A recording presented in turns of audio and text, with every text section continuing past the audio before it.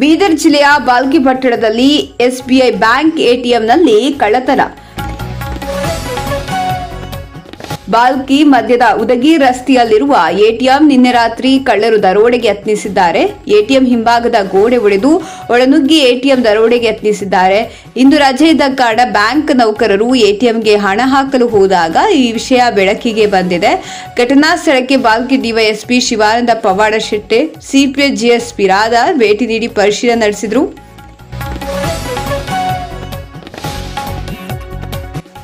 ಬಾಲ್ಕಿ ನಗರ police ಠಾಣೆಯಲ್ಲಿ ಪ್ರಕರಣ ದಾಖಲಾಗಿದೆ. ಸುಪ್ರಭಾತ ನ್ಯೂಸ್, ಬಾಲ್ಕಿ.